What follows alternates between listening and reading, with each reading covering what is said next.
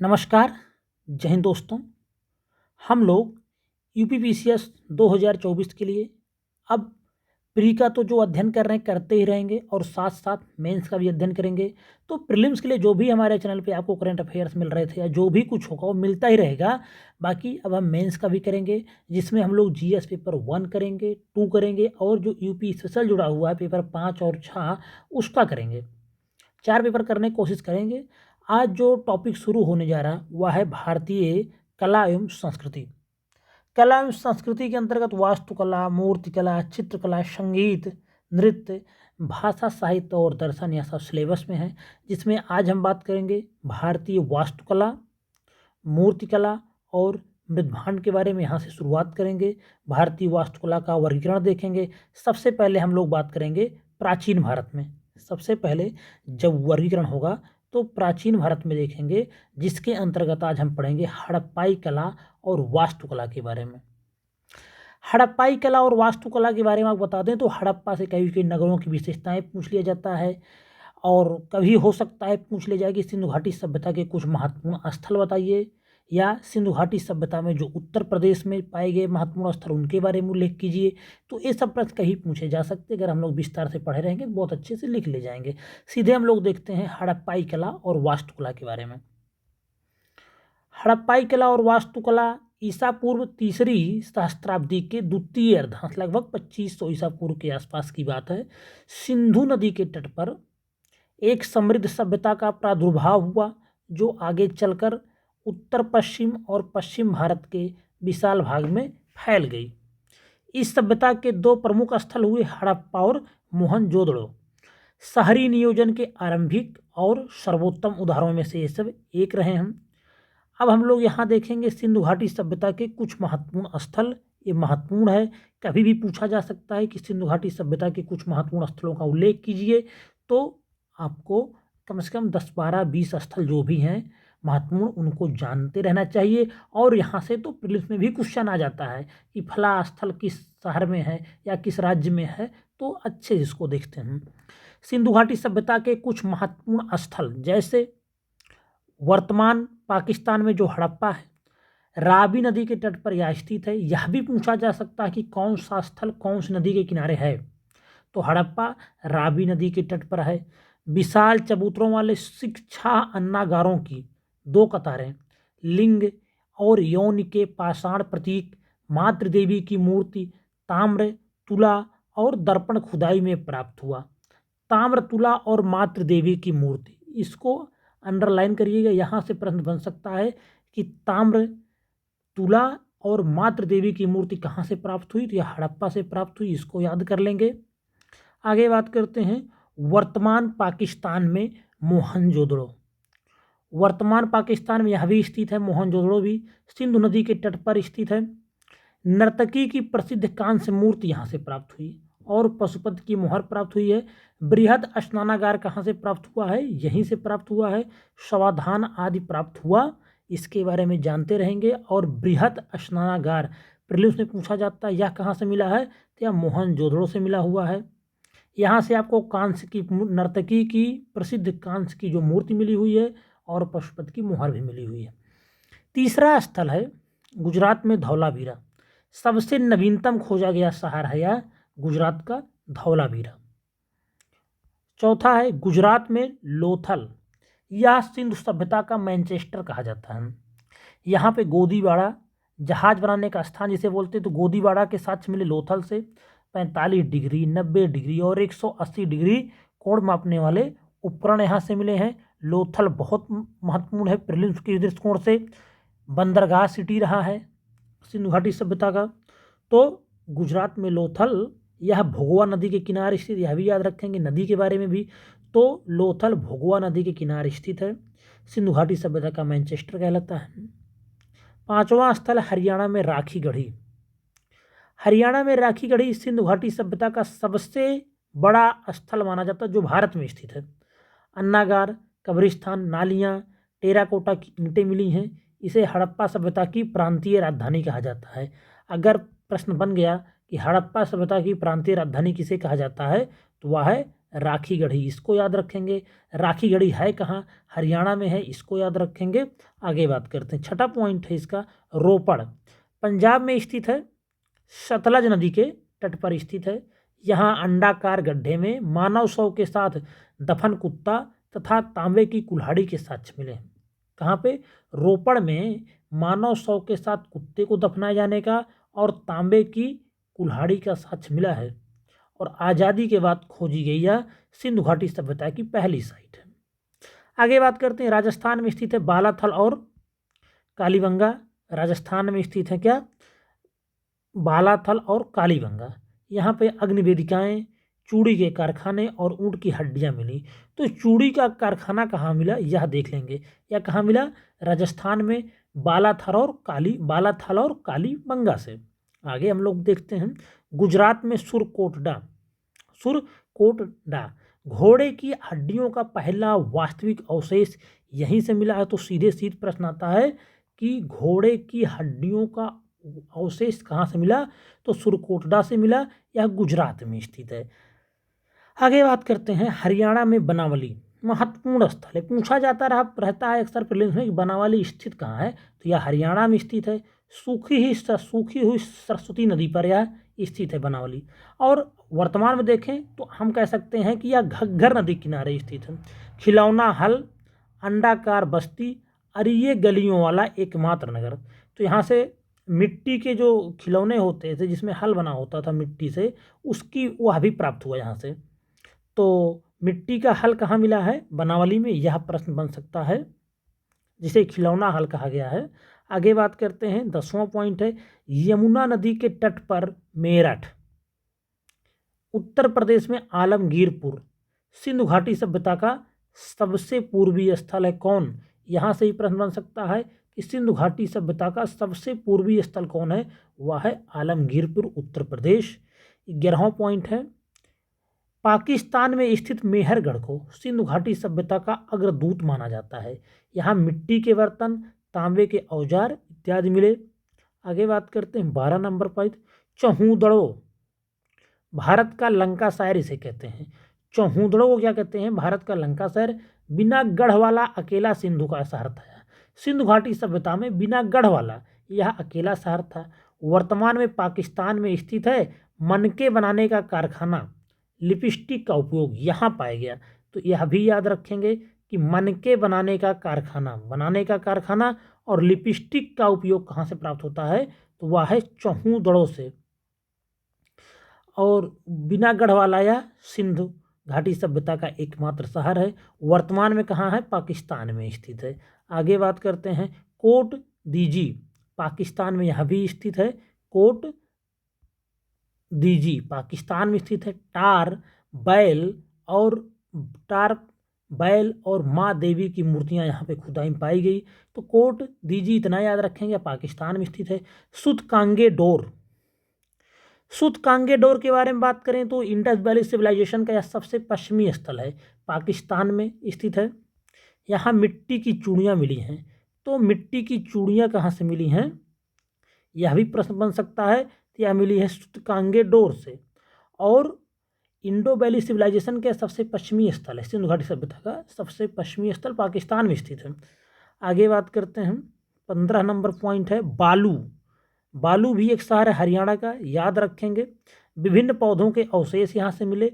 लहसुन के सबसे प्रारंभिक साक्ष्य कहाँ से मिले, बन सकता है यह प्रश्न कि लहसुन का सबसे प्रारंभिक साक्ष्य कहाँ मिला, तो बालू हरियाणा से मिला हुआ है। दाइमाबाद या महाराष्ट्र में स्थित है। इंडस वैली सिविलाइजेशन का सबसे दक्षिणी स्थल है। कांस्य रथ सहित कांस्य की मूर्तियां पाई गई। तो दाइमाबाद को याद रखेंगे, यह सिंधु घाटी सभ्यता का सबसे दक्षिणी स्थल है। आगे बात करेंगे, 17 नंबर पॉइंट है, केरल नो धोरो, यह गुजरात में स्थित है। आईबीसी के दौरान यह नमक उत्पादन केंद्र था। सिंधु घाटी सभ्यता के समय पे यहाँ पे नमक उत्पादन केंद्र था। कहाँ पे? केरल नो धोरो, यह गुजरात का शहर है। कोटबाला पाकिस्तान में स्थित है। भट्ठी का प्राचीनतम प्रमाण कहाँ से मिलता है? कोटबाला से। इस पे भी जरा सा फोकस कर लेंगे। मांड, यह जम्मू कश्मीर में स्थित है। इंडस वैली सिविलाइजेशन का सबसे उत्तरी स्थल है। कहाँ पे है? मांड कहाँ है? जम्मू एंड कश्मीर में है। आगे बात करेंगे, 20 नंबर पॉइंट है, इंडस वैली सिविलाइजेशन के अन्य प्रमुख कुछ स्थल देखा जाए तो देसलपुर गुजरात, पाबूमठ गुजरात, रंगपुर गुजरात, शिकारपुर गुजरात, सनौली उत्तर प्रदेश, कुणाल हरियाणा, करनपुरा राजस्थान और गनेरीवाला पंजाब हैं। तो ये सब बहुत महत्वपूर्ण स्थल हैं जो उत्तर प्रदेश में महत्व स्थल हैं, जैसे कि सनौली हो गया। उसके बाद अगर देखा जाए तो आलमगीरपुर हो गया। अगर मान लीजिए कभी प्रश्न बना कि उत्तर प्रदेश में सिंधु घाटी सभ्यता में कौन कौन से शहर स्थित हैं, या उत्तर प्रदेश में कहाँ कहाँ आती है सिंधु घाटी सभ्यता, तो यूपी में मेरठ में आती है, यमुना नदी के तट पर आलमगीर स्थित है, मेरठ है, यहाँ आपको बताना पड़ जाएगा। उसके बाद आपको दिखाना पड़ जाएगा, फिर आप चले आएंगे नीचे, यहाँ पे सनौली बागपत में है। तो ये सब उत्तर प्रदेश के कुछ स्थल हैं जो सिंधु घाटी सभ्यता में पाए गए। अब हम बात करेंगे हड़प्पा सभ्यता और वास्तुकला, इनकी विशेषताओं के बारे में देखते हैं हम। यहाँ के नगर देखा जाए तो कैसे, ये विशेषताओं के बारे में और सिंधु घाटी सभ्यता की जो विशेषताएं हैं प्रमुख, वहाँ से प्रश्न तो बार बार पूछा गया है, तो इसको देख लेंगे, बहुत महत्वपूर्ण है मेंस के दृष्टिकोण से। यहाँ के नगर जो पीछे था, जो स्थल थे, वो प्रीलिम्स के दृष्टिकोण से हैं, और कभी प्रश्न बन भी सकता है कि सिंधु घाटी सभ्यता के महत्वपूर्ण स्थलों का उल्लेख कीजिए, और उनमें से टेल जोड़ के उत्तर प्रदेश के भी स्थलों का उल्लेख करने का जिक्र कर देगा, जिसमें सनौली, मेरठ, गौर, आलमगीरपुर, इन सब का उल्लेख कर देंगे। अब हम बात करेंगे जहाँ से बार बार प्रश्न आया हुआ है, सिंधु घाटी सभ्यता की विशेषताएं। यहाँ के नगर आयताकार ग्रिड पैटर्न पर आधारित थे, सड़कें उत्तर दक्षिण और पूर्व पश्चिम दिशा में जाती थी और एक दूसरे को समकोण पर काटती थी। नगर कैसे थे? आयताकार ग्रिड पैटर्न पर थे, एक विशेषता यही हो गई। और सड़कें यहाँ की कैसी थी? उत्तर दक्षिण और पूर्व पश्चिम दिशा में जाती थी, एक दूसरे को समकोण पर काटती थी। आगे बात करते हैं नेक्स्ट, 3 प्रकार के भवन यहाँ पाए गए, आवास गृह, सार्वजनिक भवन और सार्वजनिक स्नानागार। यह भी एक विशेषता है कि यहाँ पे 3 प्रकार के भवन पाए गए, आवास गृह, सार्वजनिक भवन और सार्वजनिक स्नानागार। आगे बात करें, निर्माण के लिए हड़प्पाई लोग मानकीकृत आयामों वाली मिट्टी की पकी ईंटों का उपयोग करते थे, यह भी एक विशेषता है। आगे बात करें, नगर 2 भागों में विभाजित था, ऊंचा गढ़ दुर्ग जिसे बोलते थे था निचला नगर। 2 भागों में डिवाइड थे नगर यहाँ के, एक ऊंचे गढ़ के रूप में जिसे दुर्ग बोलते थे, तथा दूसरा था निचला नगर। आगे बात करते हैं, सिंधु घाटी सभ्यता के स्थलों में मिस्र और मेसोपोटामिया सभ्यता के विपरीत शासकों के लिए मंदिर या महल जैसे बड़े स्मारक नहीं बनाए गए थे। क्या इसकी अगली विशेषता क्या बता रहा है कि सिंधु घाटी सभ्यता के स्थलों में मिस्र और मेसोपोटामिया सभ्यता के विपरीत शासकों के लिए मंदिर या महल जैसे बड़े स्मारक नहीं बनाए गए थे। तो ये सब विशेषताएं बहुत महत्वपूर्ण है। आप इस वीडियो को 1 से 2 बार सुन लेंगे, आपका लगभग सब तैयार हो जाएगा।